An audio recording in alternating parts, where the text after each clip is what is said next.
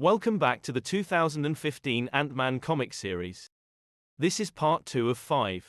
Ant-Man, or Scott Lang, now in Miami, is attacked by a man in a bear suit exoskeleton, who calls himself Grizzly. He tells Scott that he's here for revenge. The only problem is, Scott has no idea what he did to Grizzly in the first place.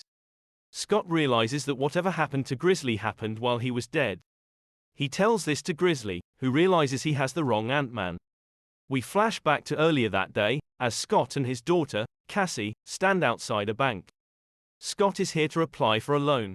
Cassie has her doubts about her father's chances, but Scott has an idea that he's confident will get him the couple of $100,000 he's after.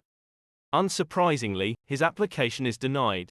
The bankers are so appalled by Scott's criminal past and literal negative credit score, that they don't even want to hear him pitch his brilliant idea. Luckily for him, the manager, Mary Morgenstern, isn't as quick to dismiss him. She demands that the others listen to Scott's pitch. Scott tells them that, as a seasoned thief, he is the best person to go to if one wanted to know how not to get robbed. His proposal is to start a company of his own, Ant-Man Security Solutions. The board is not impressed, so Scott attempts to demonstrate how easy it would be to rob their bank. He turns off all the lights, and reveals that he was able to hack into the bank's security systems in 2 hours. He reveals that he also unlocked all the bank's vaults. This horrifies Morgenstern. Scott's plan has backfired. Hidden in one of the vaults is a robot from 1943. Designed by the Germans during the Second World War, this atomic-powered robot was created to wreak havoc by spewing out beams of molten gold.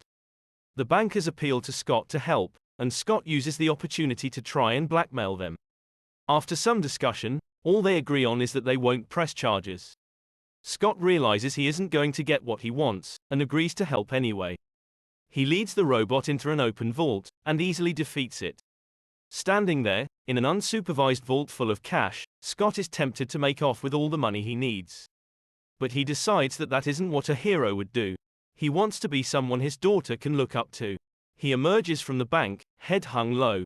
At that moment, he hears someone call his name. He turns to see Morgenstern.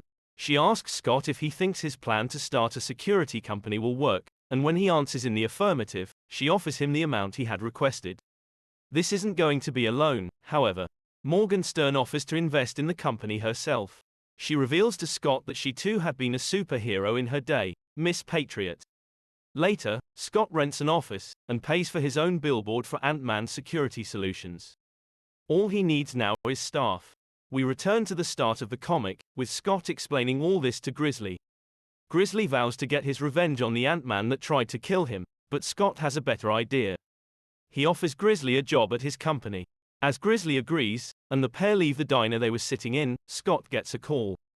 He believes that it's their first client, but it's someone more sinister. Taskmaster sits atop a ladder, pointing a sniper rifle at Scott's head.